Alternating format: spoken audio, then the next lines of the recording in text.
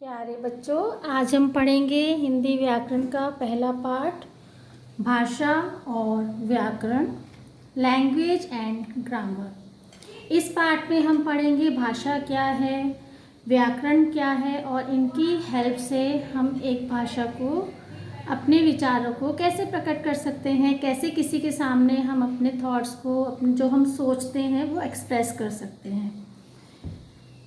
इस चित्र में रवि व उसकी बहन आपस में बातचीत कर रहे हैं और रवि की बहन पत्र भी लिख रही है। अब इस पिक्चर में आप लोग देखेंगे कि रवि है और उसकी बहन बैठी है, आपस में दोनों बात कर रहे हैं। रवि पूछता है, दीदी आप क्या लिख रही हो?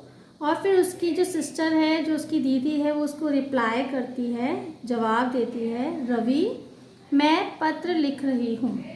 अब हमने यहाँ पे क्या देखा, यहाँ पे दो एक्टिविटीज़ हो रही हैं। एक तो ये दोनों आपस में बात कर रहे हैं और दीदी यहाँ पर पत्र भी लिख रही है। तो बोलना और लिखना, ये दोनों काम एक साथ यहाँ पर हो रहे हैं। हम बोलकर अपने भावों व विचारों को दूसरों तक पहुँचाते हैं तथा सुनकर दूसरों की बात समझते हैं। हमें अपनी बात को समझाने के लिए हम क्या सोच रहे हैं, हमें क्या चाहिए, हमें अपनी मम्मी पापा से कोई सामान चाहिए होता है, कोई रिक्वायरमेंट होती है, तो हम उनको कैसे बताते हैं? हम उनको बोल कर बताते हैं कि हमें क्या चाहिए, हमें क्या प्रॉब्लम है, या हमें आपसे क्या बात करनी है। हम सब बोलकर ही समझा सकते हैं उनको। इसी प्रकार हम लिखकर तथा पढ़कर भी बातों को समझ सकते हैं। और एक और माध्यम है जिससे हम किसी की बात को समझ सकते हैं और अपनी बात को किसी को समझा भी सकते हैं, वह है लिखकर। हम लिखकर भी दूसरों को अपनी बात को समझा सकते हैं, पत्र लिखकर। और आजकल मोबाइल्स यूज़ किए जाते हैं, उसमें भी एसएमएस क्या होता है, हम टाइप करते हैं, वो एसएमएस जो है लिखित रूप में दूसरे तक पहुंच जाता है और सामने वाला जो पढ़ता है हमारा वो लिखित मैसेज जो होता है उसको पढ़कर समझ जाता है कि हम उसको क्या कहना चाहते हैं। हम बोलने तथा लिखने में भाषा का प्रयोग करते हैं। वह साधन जिसके द्वारा हम अपने भाव या विचार लिखकर तथा बोलकर दूसरों के सामने प्रकट करते हैं तथा दूसरों के भाव या विचार सुनकर अथवा पढ़कर समझते हैं, भाषा कहलाता है। अब भाषा क्या, किसको कहते हैं? भाषा वह साधन है, वह सोर्स है, वह मीडियम है जिसके द्वारा हम अपने विचारों को, जो हम सोचते हैं, सामने वाले को कैसे समझा सकते हैं, वह साधन है। यह भाषा हम दो प्रकार से इस्तेमाल कर सकते हैं, एक है मौखिक और लिखित भाषा। हम बोलकर भी अपनी बात को समझा सकते हैं और सुनकर किसी की बात को समझते हैं। इसके अलावा हम लिखकर या दूसरे की बात को पढ़कर भी हम दूसरे के विचारों को समझ सकते हैं और अपने विचारों को उन्हें समझा सकते हैं। अब हम पढ़ेंगे भाषा के रूप। भाषा के रूप, काइंड्स ऑफ लैंग्वेज। भाषा के दो रूप होते हैं, लिखित भाषा, मौखिक भाषा। एक है मौखिक भाषा और एक लिखित भाषा। सबसे पहले हम पढ़ेंगे मौखिक भाषा। इसको हम ऑरल लैंग्वेज भी कहते हैं। जब हम मुख से बोलकर अपनी बात दूसरों को समझाते हैं तो यह भाषा का मौखिक रूप कहलाता है। जब हम अपने मुंह से बोलकर किसी को बात समझा रहे हैं तो उसे हम भाषा का मौखिक रूप कहते हैं। बातचीत, आपस में बात करना, वाद विवाद, डिबेट्स होती हैं कहीं पर, या भाषण, कोई हमें भाषण दे रहा होता है। जैसे आप लोग देखते हो कहीं मंत्री वगैरह होते हैं, कभी आपके स्कूल में प्रोग्राम होता है तो मैम स्टेज पे आपको पहले आपके साथ बात करती है, आपको बताती है कि किस बारे में हम प्रोग्राम कर रहे हैं, या जिस दिन को हम सेलिब्रेट करते हैं उस दिन की इम्पोर्टेंस आपको समझाती है, तो मैम बोल के समझाती है आपको। तो यह जो रूप है भाषा का, यह मौखिक रूप कहलाता है। जैसे सुगंधा ने हमारे अंधविश्वास विषय पर भाषण दिया। अब सुगंधा एक बच्ची का नाम है, लड़की का नाम है। उसने स्कूल में एक प्रोग्राम था, उसमें एक भाषण दिया, स्पीच दी। स्पीच क्या होता है? किसी एक टॉपिक पर हमें बताना होता है कि वह आखिर उसमें क्या इम्पोर्टेंस है, हमें क्या करना चाहिए। तो यह सब चीज़ हम बोलकर ही किसी को समझा सकते हैं। अब भाषा का दूसरा रूप है लिखित रूप, रिटन लैंग्वेज। जब हम लिखकर अपने भावों व विचारों को दूसरों तक पहुंचाते हैं तो यह भाषा का लिखित रूप कहलाता है।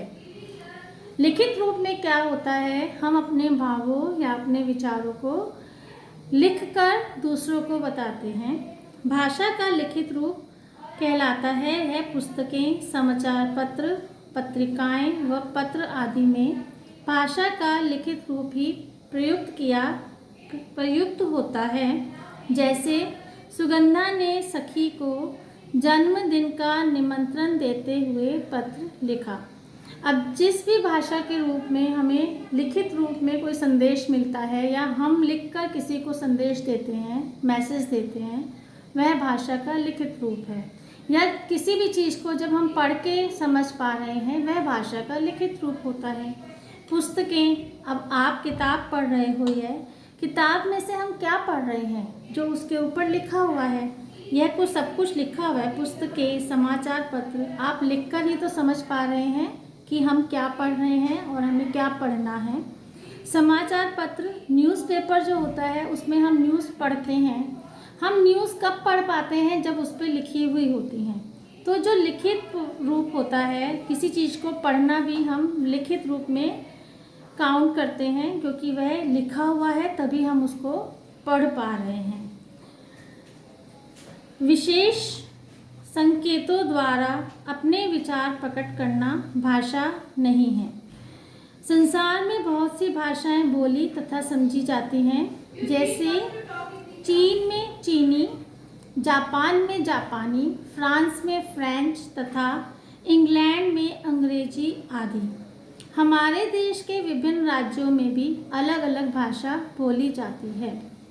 अब पूरे संसार में, पूरे वर्ल्ड में बहुत सारी भाषाएं बोली जाती हैं। हर प्रदेश की, हर देश की अपनी भाषा होती है। जैसे चीन में चीनी भाषा बोली जाती है, जापान में जापानी, फ्रांस में फ्रेंच भाषा बोली जाती है और इंग्लैंड में अंग्रेजी। इसी प्रकार हमारे देश में, हमारे भारत में बहुत सारे राज्य हैं, जैसे पंजाब, हरियाणा, राजस्थान, उत्तर प्रदेश। तो हर प्रदेश की अपनी एक भाषा होती है।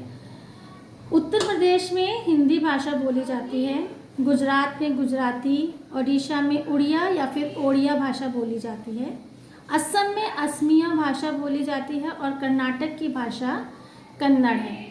आंध्र प्रदेश में तेलुगु ज़्यादा बोली जाती है। वहाँ के जो लोग होते हैं, यह जो वहाँ की जो राज्य की भाषा होती है वो ज़्यादा इस्तेमाल करते हैं।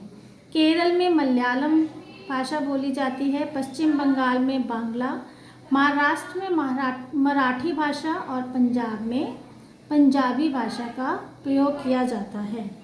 भारत के बहुत से राज्यों जैसे उत्तर प्रदेश, राजस्थान, मध्य प्रदेश, दिल्ली, हरियाणा आदि में हिंदी बोली जाती है। और आपको पता है हिंदी हमारी राष्ट्रभाषा है, इसलिए यह अधिकांश राज्यों में बोली जाती है। इन सब राज्यों में हिंदी भाषा भी बोली जाती है। हम हर वर्ष 14 सितंबर को हिंदी दिवस मनाते हैं और आप सबको तो ये पता ही होगा कि 14 सितंबर को हिंदी दिवस मनाया जाता है। हिंदी भाषा को स्पेशल इम्पोर्टेंस दी जाती है, एक विशेष महत्व दिया जाता है। अब हम पढ़ेंगे लिपि, स्क्रिप्ट। संसार में अनेक भाषाएं हैं। अभी हमने पढ़ा कि संसार में बहुत सारी भाषाएं बोली जाती हैं। हमारे भारत में भी हर प्रदेश की अपनी अलग भाषा है।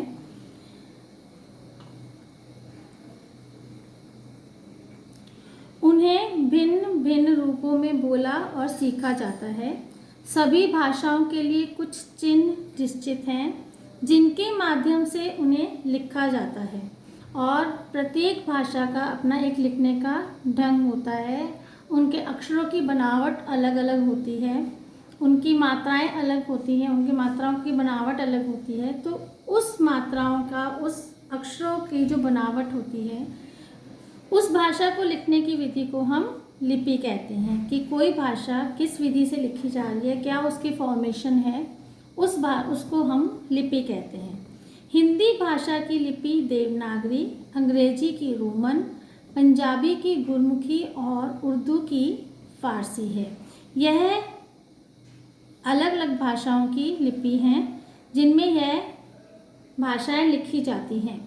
अब हम पढ़ेंगे व्याकरण या ग्रामर। प्रत्येक भाषा को सही ढंग से लिखने तथा बोलने के कुछ नियम होते हैं।